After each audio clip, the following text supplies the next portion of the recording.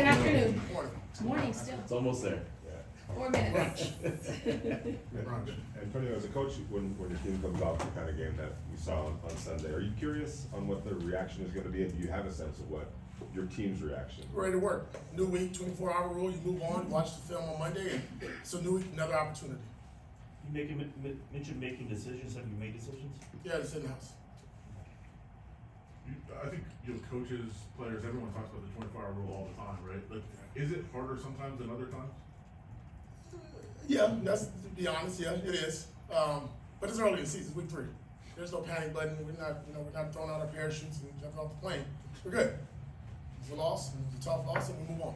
AP, when you make personnel decisions, do you leave that primarily up to your coordinators, or how does that work? I'm thinking about specifically JPJ goes in for Dylan and not over for Cody. Is that a Luke decision? Is that how does that work? Everybody. There's more thought into that. They'll show probably this week. Coach, how was the meeting with the player? I know you can't share too much, but did it go well? You felt like you got? It's a meeting between the coaches and the players, like we always do on a Monday.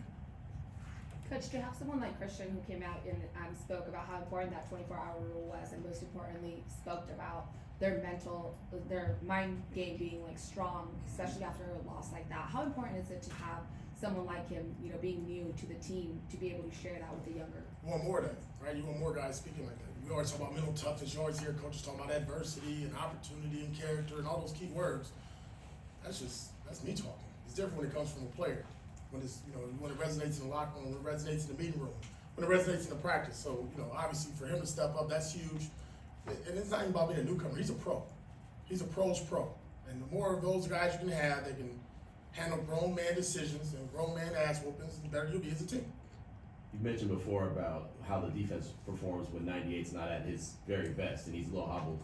Is that a big challenge that you put out to the team this week? Yeah, we knew that going into last week. But at the end of the day, man, listen. Max gave us everything he has. He's done that each and every week since I've been here. As I was watching from afar, you can never question, his passion, his desire, and his will to win for the Raiders organization. That just needs to be matched amongst the rest of the team and the defense. And I think this is, another week for a great opportunity for guys to step up with Max, and we'll see what happens. What did you see from Tyree Wilson last week, and what's the next step for Tyree? Just again, man, reps. He just hasn't played a lot of football. Here 1 week, not here the next week for 2 weeks, and we get him back, limited reps, so it'll be really good. Practice is really good for him. The more practice reps we can get for him, the more he's comfortable in the game, the more he sees it. It's muscle memory and it's also visual memory, right? So the more he sees that, the better he'll become and the better player he'll be. When it comes to a run game, is it more changing a scheme? Is it more just practicing what you already do, getting them better at what they do, or do you actually look at the scheme itself? Yeah, well, you always got to start the scheme and how you're coaching and how you're coaching the technique throughout the week. And what are you showing the players? Are you hitting, the top 3 runs, top 5 runs? Are you showing everything that they do, right? At the end of the day, most teams don't have a plethora of runs, right? There's a handful of runs, and that going into the game, which you need to stop. Now, there's adjustments that need to be made because schematically, you might say, look, this is a better front versus or coverage to bring a safety down or bring a pressure. But I think it goes into a little bit of both when you ask that question. It's scheme, it's technique, it's players, and there's adjustments. How would you, Antonio, describe that growth, that learning curve then going from the power to mostly the zone this year? Say it one more time. How would you describe that learning curve going from change this year? Yeah, we're watching it firsthand. You guys have seen it, right? It's a learning curve, and we're still going through the process. And at the end of the day, you can be a scheme team, you can be a player-driven team, you can be what works team, and we need to become what works for the Raiders. Maybe I'd like to follow up on a question I asked you Monday about attacking offense, and you referenced going down the field, but specifically when you look at third down situations, if it's 3rd and 5, throwing it 3 yards, 2 yards, would you like to see them go more past the sticks when they're trying to attack? That's a little bit of execution too. We're not drawing too many plays where we're short of sticks, so you call a play, you got to execute it as well. A little bit of both. Thank you. Last week you said Thursday was one of the best practices you had, and then Sunday happened. Will you know before Sunday if this team is locked in and you'll see a different team this Sunday than you did last Sunday, or we have to wait till this Sunday? I did. I said it, and everybody in the building felt it on Thursday, so I'm not going to go back against my words. It really was. There wasn't no balls on the ground. It was clean execution. The speed was up, the tempo, the energy, the execution. We got the looks. There wasn't a lot of draw up the play to make it work. We compete on Thursdays with our scout team, so there wasn't no give-me's. Friday was a good day. Saturday was a good day. Sunday was a bad day. You know, So will you know this week before Sunday? if I won't this- make any predictions like I did last week. I'll leave that alone. From your When you experience, look at Isaiah Palomao and his preparation and being able to step into the role of Marcus Epps, what can you say to him as a player and his level of confidence in doing so? Yeah, I think over the last 3 years or so, for him, he's played over 200 plus snaps on defense, played a lot as a rookie, at a lot of different positions. We moved him around, and last year did the same thing. Filled in. I remember the first game where we had him in a package against Miami Dolphins. First play of the second half, he intercepted the ball, and he's been around the ball quite a bit. Really good special teams player, and he's really been that third safety for us. So there's been roles for him, either it hasn't shown up in the game or in practice that we've repped a lot. So we feel very confident, to be honest, with Isaiah. Thought he was ready to take the next step this year anyway, but we really felt good with Marcus Epps and Trayvon that, okay, we got 2 solid starters there now, obviously with the injury with Marcus. Next man up mentality, but again, there's no flinching, no blinking. Really feel confident about what Isaiah can do going forward and looking forward to him today in practice. How much does that hurt with Marcus being out because he did so much communicating? Yeah, no, that's a good question, right? That's a good point because he did. You got Spill up there in the front 7, Isaiah. So really, between Trayvon and Isaiah, those 2 gentlemen had to step up. I'm not going to throw it all on Isaiah. We're not going to do that. We're not going to do that to Trayvon either. I think mutually, though, they need to have their own and own their role on what they need to communicate.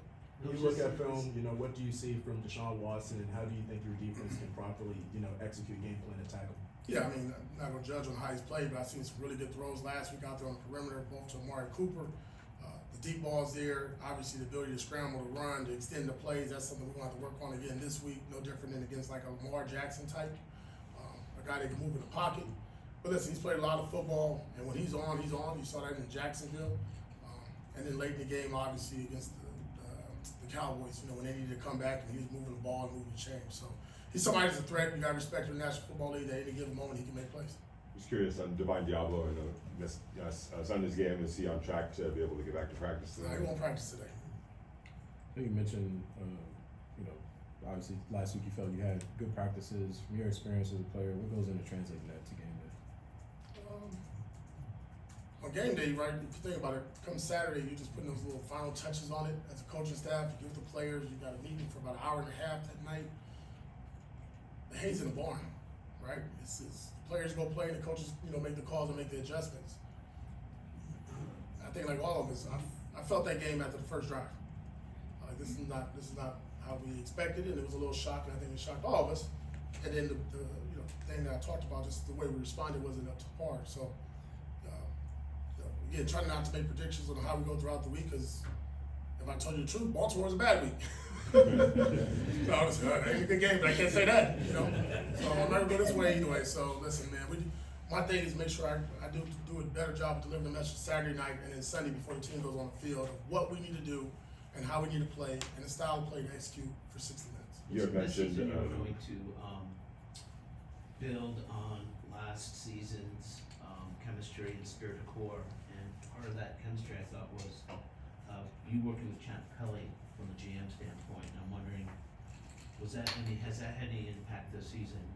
You not having that relationship that you had last year with the GM, that from the outside it seemed like you guys really clicked.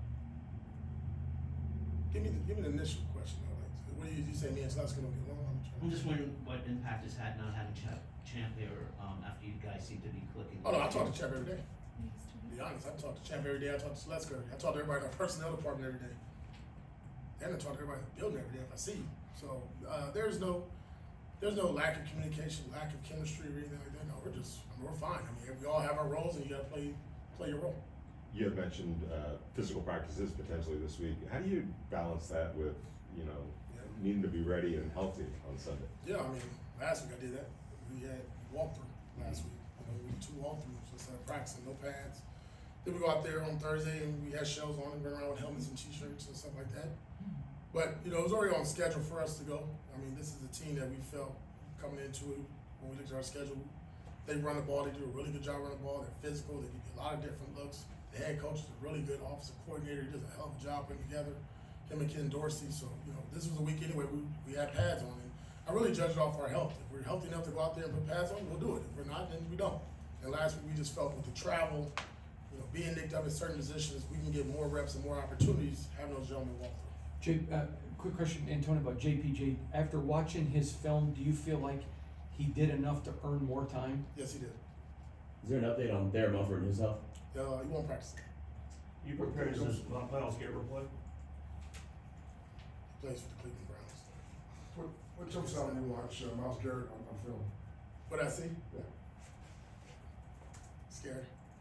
He's a good player. He was player of the year, right? Like, really good football player. Like, it's impressive. You watched a couple of those runs against the Giants last week, and he is just wrecking shop. Like, it's two guys on him, it doesn't matter. You know, they chip him, doesn't matter. Run away from him, he chases it down. So, I mean, we see this every day with Max. We hardly ever see that. Like this effort and this physicality from another player. So, obviously, all hands on deck, and we need multiple hands on him. But a really good player. Also, respect for how he plays the game. He does a lot for their team. He gets them going. He's a disruptor. He's a game wrecker. If Mumford can't go this week, how much confidence do you have in DJ Glaze based on what you saw? I thought DJ did a really good job. I know he gave up a sack, but for the most part, he's going up against Clowney, who's one of a guy who's the number one pick and has a career of making tackles look bad. And I thought, for the most part, for not getting all the reps in week of practices, especially like a young guy, I go back to what we saw in training camp. Somebody that just, when you throw him in, just, okay, DJ's in. It was one of those moments, even in some key calls in the game where we had a run game called and they were doing stunts, and he didn't get those reps, and he reacted perfectly to it. So, extremely confident. Listen, we were itching to get him in the game at some point. It was going to happen last week. It just happened because Mumford got injured. Last one for me for Cameron Richardson. I know that he's been, with the hamstring. Is he on track to? No. We talked on Monday. We had asked about the quarterback situation. You said there were conversations that you still were going to have. No, I think what I said, I need to get with the players and evaluate the film. So there's no issue. Gardner Mitchell's the quarterback. All right, you're right. Thanks, guys. Thanks, guys.